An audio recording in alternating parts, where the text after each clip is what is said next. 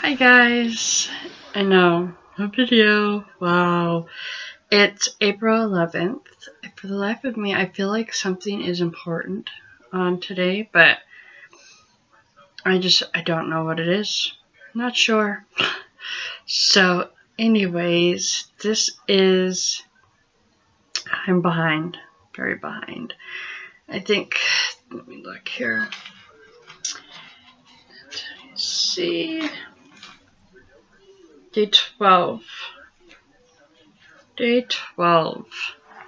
of reading the Bible. Yeah, I know, and it's April. Well, I am taking it at my own pace. Here's a disclaimer. If you hear any mews, it's because they're in the playpen. No eyes open yet. They are 4 days old. 4. They're the cutest things ever. And so, I don't think I've showed you guys my Bible. My new one. This is the Reformation Bible. And the tabs I got from the Salty Biscuits. So, do Genesis 25 and 26.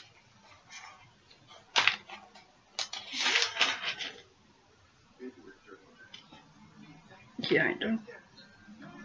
Okay, have I? No. There's that. And I'm drinking my water. I went for a walk. Okay. 25 and 26. Abraham again took a wife, and her name was Keturah. And she bore him Zimran, Jokshan, Midian, Ishbak, and Shua. Jokshan begot Sheba and Dedan. And the sons of Dedan were Ashram, Letushim, and Leumim. And the sons of Midian were Ephah, Hanok, Abidah, and Eldah. And these were the children of Keturah. And Abraham gave all that he had to Isaac. But Abraham gave gifts to the sons of the concubines which Abraham had. And while he was still living, he sent them eastward away from Isaac his son to the country of the east. This is the sum of the years of Abraham's life, which he lived 175 years. Then Abraham breathed his last and died in a good old age, an old man and full of years, and was gathered to his people. His sons Isaac and Ishmael buried him in the cave of Machpelah, which is before Mamre, in the field of Ephron, the son of Zohar, and the Hittite, the field which Abraham purchased from the sons of Heth. There Abraham was buried, and Sarah his wife. And it came to pass, after the death of Abraham, that God blessed his son Isaac, and Isaac dwelt at Beer-lahai-roi. Now this is the genealogy of Ishmael, Abraham's son, whom Hagar, the Egyptian, Sarah's maidservant, bore to Abraham. And these were the names of his sons of Ishmael, by their names according to their generations. The firstborn of Ishmael, Nebajoth, then Kedar, Adbeel, Mibsam, Mishima, Duma, Massa, Hadar, Tema, Jetur, Napishtish, Naphish, Kedemah. These were the sons of Ishmael, and these were their names by their towns and their settlements. 12 princes according to their nations. These were the years of the life of Ishmael, 137 years old, and he breathed his last and died, and was gathered to his people. They dwelt from Havilah as far as Shur, which is east of Egypt, as you go toward Assyria. He died in the presence of all his brethren. This is the genealogy of Isaac, Abraham's son. Abraham begot Isaac. Isaac was 40 years old when he took Rebekah as wife, the daughter of Bethuel the Syrian of Padan Aram, the sister of Laban the Syrian. Now Isaac pleaded with the Lord for his wife because she was barren. And the Lord granted his plea, and Rebekah his wife conceived. But the children struggled together within her. And she said, "If all is well, why am I like this?" So she went to inquire of the Lord. And the Lord said to her, "2 nations are in your womb. 2 peoples shall be separated from your body. 1 people shall be stronger than the other, and the other shall serve the younger." So when her days were fulfilled for her to give birth, indeed there were twins in her womb. And the first came out red. He was like a hairy garment all over, so they called his name Esau. After his brother came out, and his hand took a hold of Esau's heel, so his name was called Jacob. Isaac was 60 years old when she bore them. So the boys grew, and Esau was a skillful hunter, a man of the field, but Jacob was a mild man, dwelling in tents. And Isaac loved Esau because he ate of his game, but Rebekah loved Jacob. Okay. If you hear my phone, I'm getting text messages. Number 26. There was a famine in the land, besides the first famine that was in the days of Abraham. And Isaac went to Abimelech, king of the Philistines, in Gerar. Then the Lord appeared to him and said, "Do not go down to Egypt. Live in the land of which I shall tell you. Dwell in this land, and I will be with you and bless you to you and your descendants. I give all these lands, and I will perform the oath which I swore to Abraham your father. And I will make your descendants multiply as the stars of heaven. I will give to you, your descendants, all these lands. And in your seed all the nations of the earth shall be blessed, because Abraham obeyed my voice and kept my charge, my commandments, my statutes, and my laws." So Isaac dwelt in Gerar, and the men of the place asked about his wife, and he said, "She is my sister," for he was afraid to say, "She is my wife," because he thought, lest the men of the place kill me for Rebekah, because she is beautiful to behold. Now it came to pass, when he had been there a long time, that Abimelech, king of the Philistines, looked through the window and saw, and there was Isaac, showing endearment to Rebekah his wife. Abimelech called Isaac and said, "Quite obviously she is your wife, so how could you say she is my sister?" Isaac said to him, "Because I said, lest I die on account of her." And Abimelech said, "What is this you have done to us? One of the people might soon have lain with your wife, and you would have brought guilt on us." So Abimelech charged all his people, saying, "He who touches his man or his wife shall surely be put to death." Then Isaac sowed in that land, and reaped in the same year 100-fold, and the Lord blessed him. The man began to prosper, and continued prospering until he became very prosperous, for he had possessions of flock and possessions of herds, and a great number of servants. So the Philistines envied him. Now the Philistines had stopped up all the wells which his father's servants had dug in the days of Abraham his father, and they had filled them with earth. And Abimelech said to Isaac, Go away from us, for you are much mightier than we. Then Isaac departed from there and pitched his tent in the valley of Gerar, and dwelt there. And Isaac dug again the wells of the water which they had dug in the days of Abraham his father, for the Philistines had stopped them up after the death of Abraham. He called them by the names which his father had called them. Also Isaac's servants dug in the valley and found a well of running water there.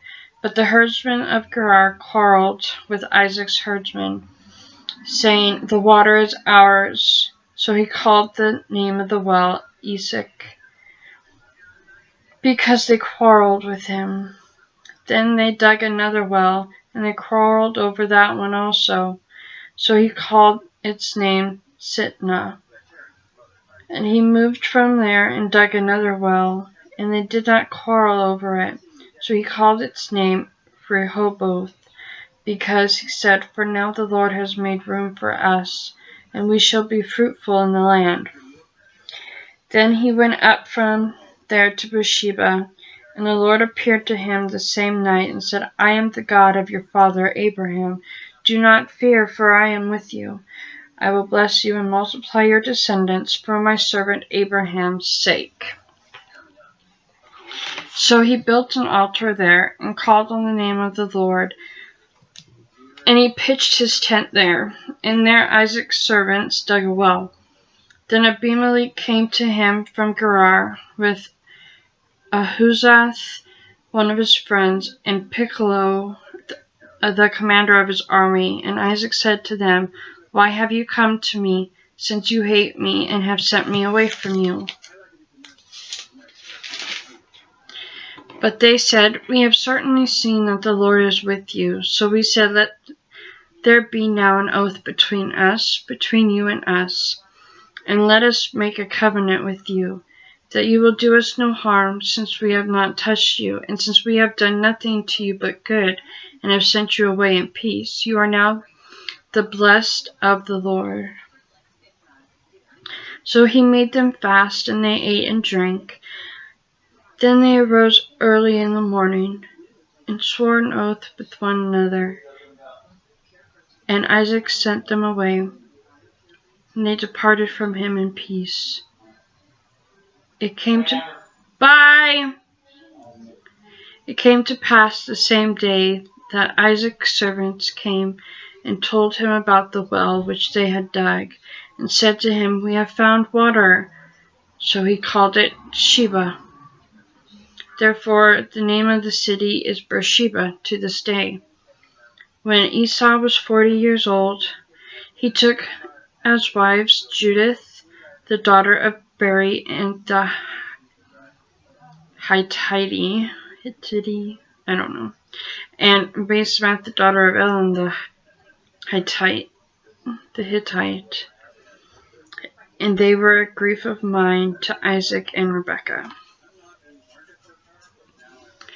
Okay, the next one is Matthew chapter 10.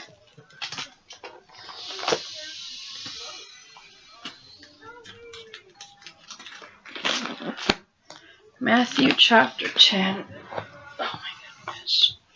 Put to sleep.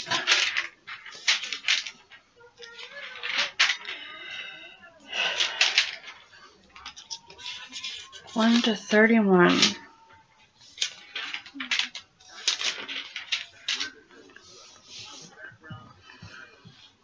The 12 apostles are sent. Okay, let me... Okay. And when he had called his 12 disciples to him, he gave them power over unclean spirits to cast them out, and to heal all kinds of sickness and all kinds of disease. Now the names of the 12 apostles are this: first Simon, who is called Peter, and Andrew his brother, James the son of Zebedee, and John his brother, Philip and Bartholomew, Thomas and Matthew, the tax collector, James the son of Alphaeus, and Lebbaeus, whose surname was Thaddeus, Simon the Canaanite, and Judas Iscariot, who also betrayed him. These 12 Jesus sent out and commanded them, saying, Do not go into the way of the Gentiles, and do not enter a city of the Samaritans, but go rather to the lost sheep of the house of Israel. As you go, preach, saying, The kingdom of heaven is at hand. Heal the sick, cleanse the lepers, raise the dead, cast out demons. Freely you have received, freely give. Provide neither gold nor silver, nor copper in your money belts, nor bag for your journey, nor 2 tunics, nor sandals, nor staffs, for a worker is wealthy of his food. Now whatever city or town you enter, inquire who in it is worthy, and stay till you go out. And when you go out into a household, greet it. If the household is worthy, let your peace come upon it. But if it is not worthy, let your peace return to you. And whoever will not receive you, nor hear your words, when you depart from that house or city, shake off the dust from your feet. Assuredly I say to you, it will be more tolerable for the land of Sodom and Gomorrah in the day of judgment than for that city. Behold, I send you out as sheep in the midst of wolves. Therefore be wise as serpents and harmless as doves. But beware of men, for they will deliver you up to councils and scourge you in their synagogues. You will be brought before governors and kings for my sake, as a testimony to them and to the Gentiles. But when they deliver you up, do not worry about how or what you shall speak, for it will be given to you in that hour what you should speak. For it is not you who speak, but the Spirit of your Father who speaks in you. Now brother will deliver up brother to death, and father his child, and children will rise up against parents and cause them to be put to death. And you will be hated by all for my name's sake, but he who endures to the end will be saved. When they persecute you in this city, flee to another. For assuredly I say to you, you will not have gone through the cities of Israel before the Son of Man comes. A disciple is not above his teacher, nor a servant above his master. It is enough for a disciple that be like his teacher, and a servant like his master. If they have called the master of the house Beelzebub, how much more will they call those of the household? Therefore do not fear them, for there is nothing covered that will not be revealed, and hidden that will not be known. Whatever I tell you in the dark, speak in the light, and what you hear in the ear, preach on the housetops. And do not fear for those who kill the body, but cannot kill the soul, but rather fear him who is able to destroy both soul and body in hell. Are not 2 sparrows sold for a copper coin, and not one of them falls to the ground apart from your Father's will? But the very hairs of your head are all numbered. Do not fear, therefore you are more valued than many sparrows. And then the last one is Proverbs. Proverbs